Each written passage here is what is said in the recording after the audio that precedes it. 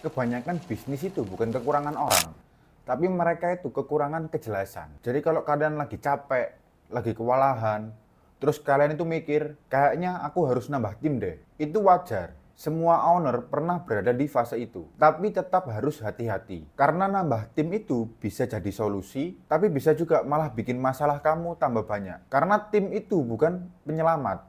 Tim itu pengganda. Kalau fondasi bisnismu itu rapi, timmu bakal melesat. Tapi kalau fondasi bisnismu masih berantakan, timmu bakal bikin berantakannya itu lebih cepat, lebih mahal, dan lebih sulit diberesin.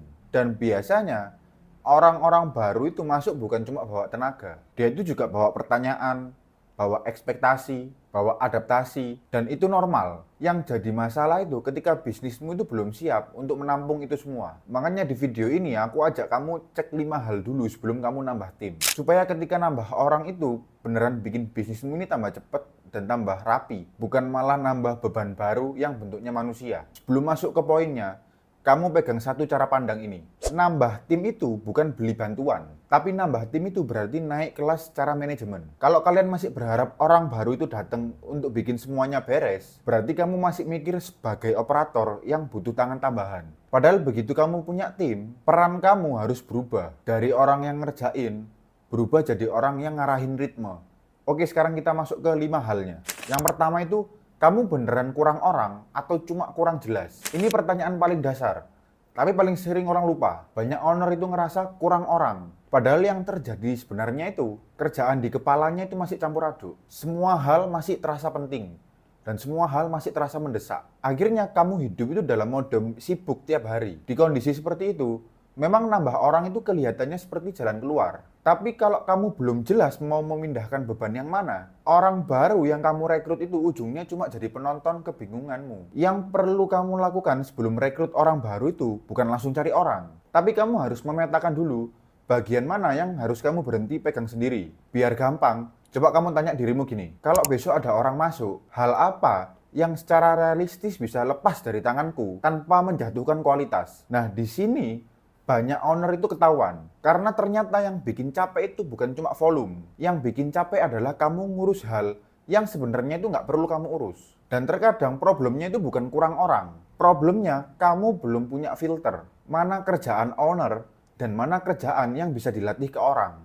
Karena kalau kamu masih jadi pusat dari semua hal, dari hal-hal besar dan hal-hal kecil, kamu akan selalu merasa kurang orang. Bahkan ketika kamu punya 30 orang pun, kamu bakal tetap ngerasa kurang. Karena yang kurang itu bukan manusianya, tapi yang kurang itu strukturnya. Jadi sebelum kamu rekrut orang, pastikan kamu itu udah menjelaskan kebutuhanmu dalam bentuk yang konkret, bukan dalam bentuk rasa capek. Itu bedanya owner yang siap nambah tim dan owner yang cuma mau kabur dari tekanan. Yang kedua itu, kamu sudah punya definisi selesai dari role itu apa belum? Ini poin yang bikin rekrut kamu jadi serius. Kebanyakan owner ngerasa udah jelas. Padahal yang jelas itu cuma di kepalanya. Sedangkan di luar kepala itu gak jelas sama sekali. Aku kasih contoh cara mikirnya ya. Misalnya kamu mau rekrut orang untuk bagian customer service. Kalau kamu cuma bilang, udahlah pokoknya kamu uruslah customer itu. Nah, itu bukan sebuah arahan. Yang benar adalah kamu harus punya definisi selesai. Maksudnya itu, kalau dia kerja dengan benar, kamu harus lihat bentuk hasilnya seperti apa. Misal kamu pengen customer beres tanpa drama, berarti kamu harus jelasin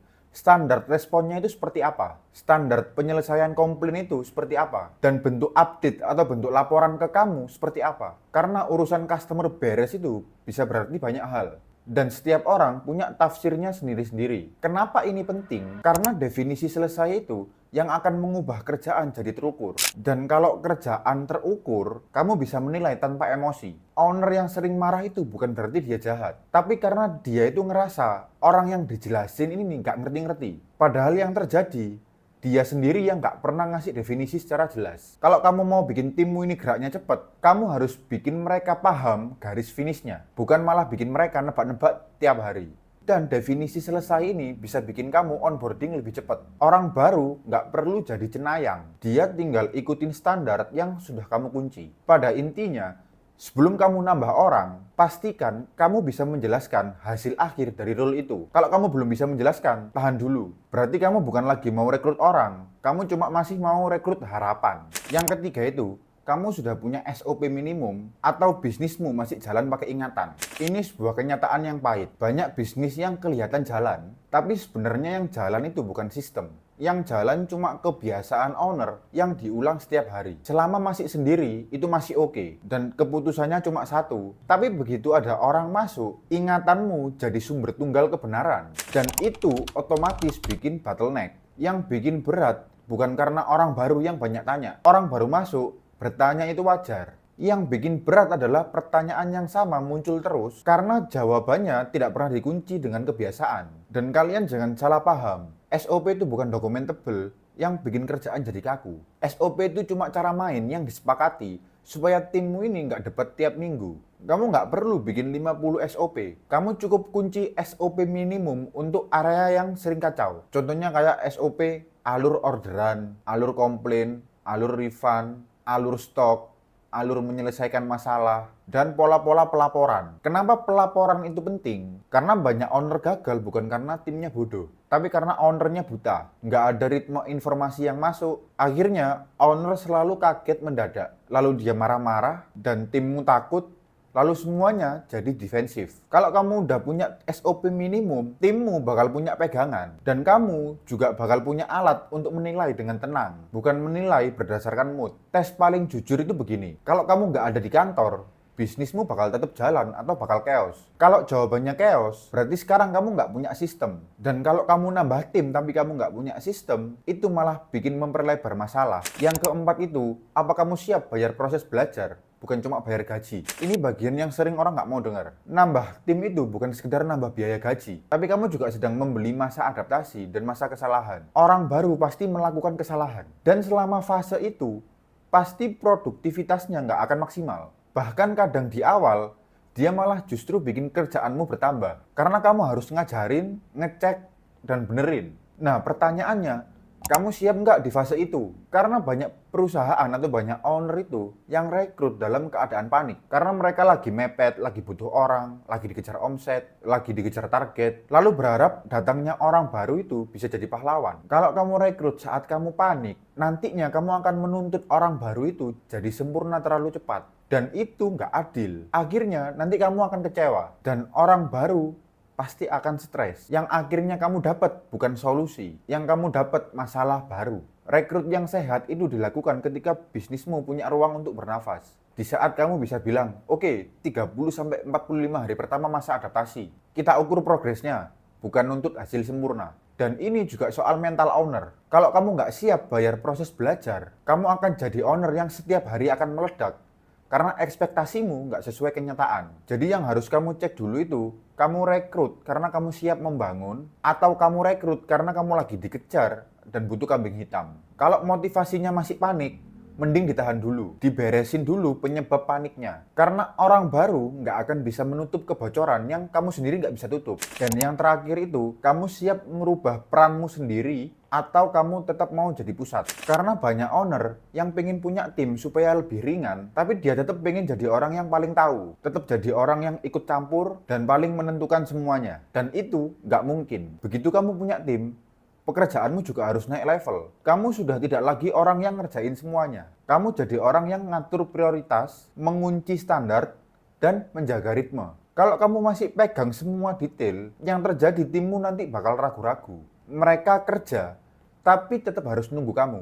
Bukan karena timmu ini males, tapi karena mereka merasa kamu masih ingin jadi pusatnya. Dan ini yang bikin bisnis seret. Keputusan-keputusan kecil yang numpuk. Karena semua orang masih nunggu kamu. Kalau kamu beneran mau nambah tim, kamu harus siap untuk melepas sebagian kontrol. Kamu tetap pegang standar, tapi kamu berhenti jadi operator utama. Kamu harus bikin ruang supaya orang lain itu bisa menang. Karena tim yang bagus itu bukan tim yang selalu bertanya. Tim yang bagus itu tim yang tahu arah, tahu batas, dan langsung bergerak. Dan itu cuma bisa terjadi kalau kamu mau merubah peranmu dari yang operator ke orang yang membangun. Ini mungkin terdengar konsep, tapi prakteknya simple.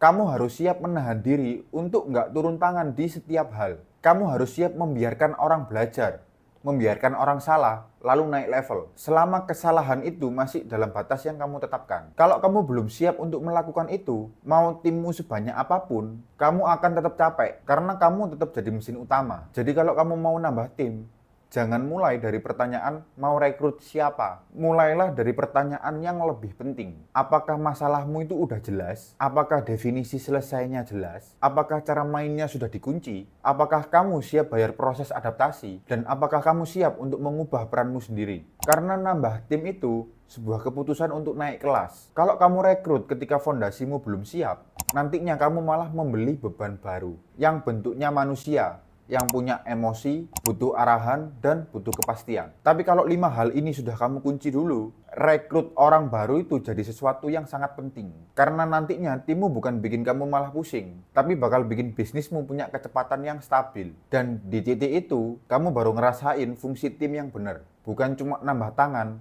tapi nambah ketenangan.